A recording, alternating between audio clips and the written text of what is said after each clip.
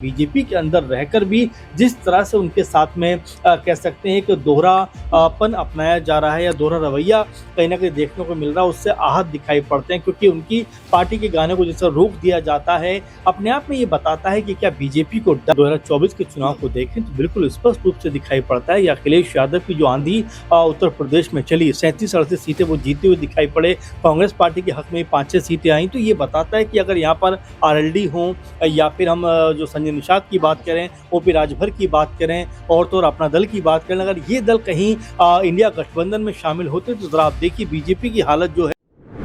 क्या भारतीय जनता पार्टी के साथ जुड़कर जयंत चौधरी का अपमान हो रहा है? क्या बीजेपी सिर्फ जयंत चौधरी का इस्तेमाल कर रही है? उत्तर प्रदेश की राजनीति में भारतीय जनता पार्टी के सहयोगी दल अब बीजेपी को ही मुंहतोड़ जवाब दे रहे हैं, चाहे संजय निषाद हो, ओपी राजभर हो या फिर जयंत चौधरी ही क्यों ना हो। हाल फिलहाल में एक ऐसा कार्यक्रम जहां आरएलडी का अपमान हुआ, जयंत चौधरी की पार्टी का अपमान हुआ, खुद जयंत चौधरी का अपमान हुआ, तो ऐसे में खुलकर आरएलडी प्रमुख जयंत चौधरी सामने आए और भारतीय जनता पार्टी को इशारों ही इशारों में जवाब देते हुए भी दिखाई दिए। दरअसल हाथरस में श्री दाऊद जी महाराज मेला लगता है और इस मेले के दौरान एक मंच पर आरएलडी का गाना गाया जा रहा था, लेकिन भारतीय जनता पार्टी के कई सांसद, कई कार्यकर्ता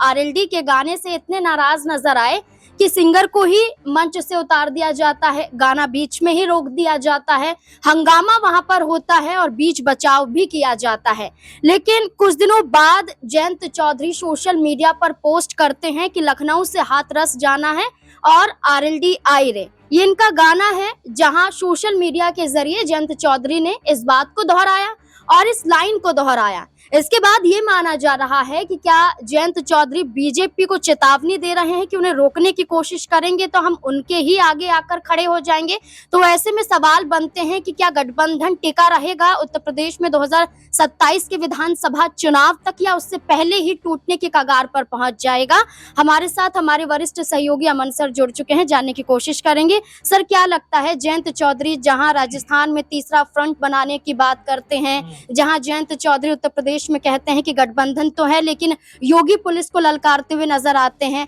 अब तो भरे मंच से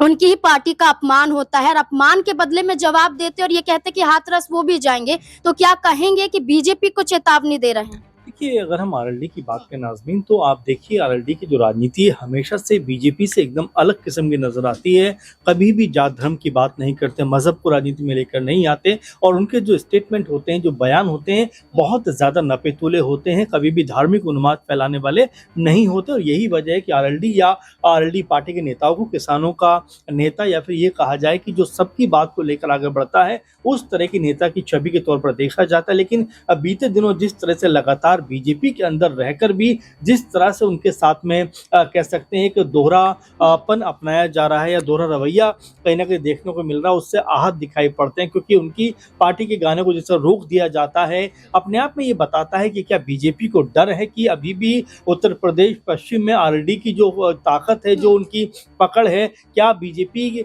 के साथ की जो चमक है उनके सामने फीकी पड़ती है। आप देखिए, अगर हम आरएलडी की बात करें 2022 में सपा के साथ मिलकर चुनाव लड़ते हैं, अच्छे खासे विधायक भी चुनाव में जीतते, लेकिन उसके बाद वो बीजेपी में शामिल हो जाते हैं। लेकिन बीजेपी में शामिल होने से पहले, ठीक 2024 के चुनाव से पहले की हम बात करें,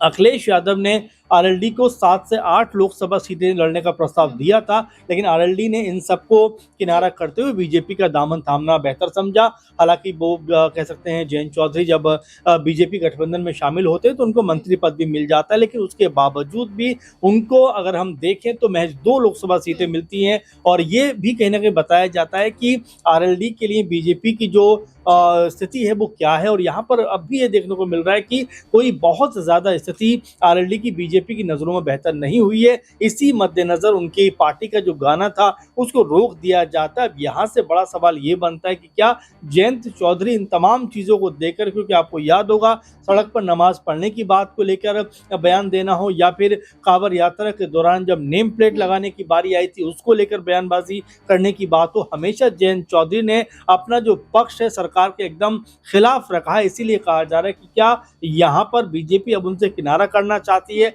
उत्तर प्रदेश में हम देख रहे हैं 2027 में चुनाव भी है, तो क्या 27 से पहले कोई बड़ा कह सकते हैं यहाँ पर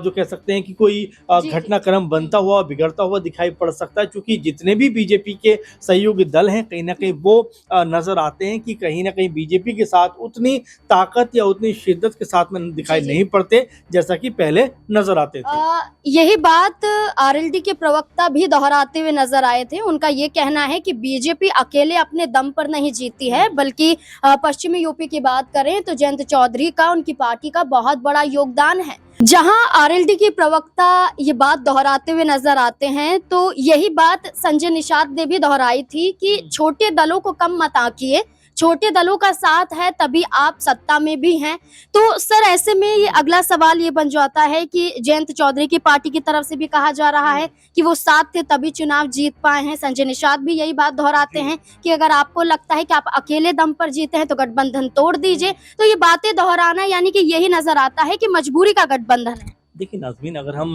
2024 के चुनाव को देखें तो बिल्कुल स्पष्ट रूप से दिखाई पड़ता है, ये अखिलेश यादव की जो आंधी उत्तर प्रदेश में चली, 37-38 सीटें वो जीते हुए दिखाई पड़े। कांग्रेस पार्टी के हक में 5-6 सीटें आई, तो ये बताता है कि अगर यहाँ पर आरएलडी हो या फिर हम जो संजय निषाद की बात करें, ओपी राजभर की बात करें और तो और अपना दल की बात करें, अगर ये दल कहीं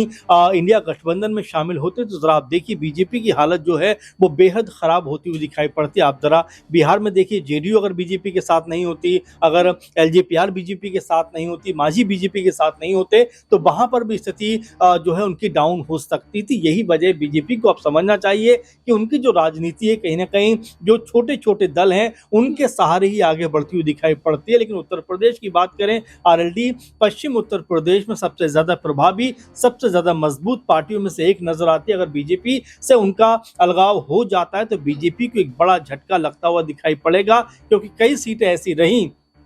जहां पर आरएलडी अगर बीजेपी के साथ नहीं होती तो निश्चित उनकी हार वहां पर देखने को मिलती। लेकिन आरएलडी अगर बीजेपी के साथ थी तो कई सीटें ऐसी रहीं जहां पर बीजेपी को आरएलडी की वजह से जीत मिली है। तो ऐसे में अगर बीजेपी इस तरह का दबाव बनाने का प्रयास करती है, और जिस तरह आरएलडी के प्रवक्ता रोहित अग्रवाल की बात करें या फिर हम जयंत चौधरी जी की बात करें, सब लोग जिस तरह से बीजेपी के इस तरह के बर्ताव का एक तरीके से मुखालफत कर रहे हैं कि भाई ऐसी बर्ताव अगर आप करेंगे तो जाहिर बात है साथ चलना मुश्किल हो जाएगा। और आप अगर ये सोचते हैं कि अपने दम पर आप चुनाव जीते तो ये आपकी भूल है, क्योंकि यहाँ पर जितने भी दल हैं,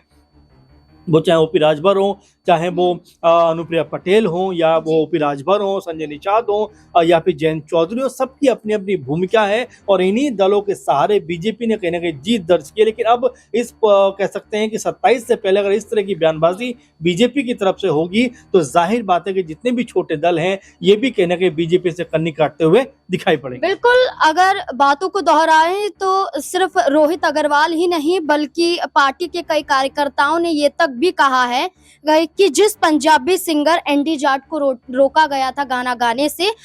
जब जयंत चौधरी हाथरस पहुंचेंगे तो उस सिंगर को भी बुलाएंगे, गाना भी गाया जाएगा और आरएलडी को मजबूत भी किया जाएगा। तो यानी कि साफ तौर पर नजर आता है कि जयंत चौधरी झुकने वाले नहीं है, पीछे हटने वाले नहीं है। और उन्होंने खुलकर कहा है कि जब भी ऐसी बातें आएंगी या जब भी लगेगा कि उनका अपमान हो रहा है या जब भी उन्हें लगेगा कि चुनाव के वक्त में उन्हें कम आंका जा रहा है, तो वो गठबंधन को तोड़ने के लिए या गठबंधन से अलग हटने के लिए भी विचार कर सकते हैं। और यही बातें बिहार में अभी एनडीए की तरफ से दोहराई भी जा रही है चिराग पासवान और जीतन राम मांझी के जरिए। अब देखना होगा कि उत्तर प्रदेश में जयंत चौधरी का ये कदम क्या वाकई भाजपा को नुकसान पहुंचा सकता है। क्या लगता है इस पूरे मुद्दे को लेकर? अपनी राय कमेंट सेक्शन में जरूर दें। धन्यवाद।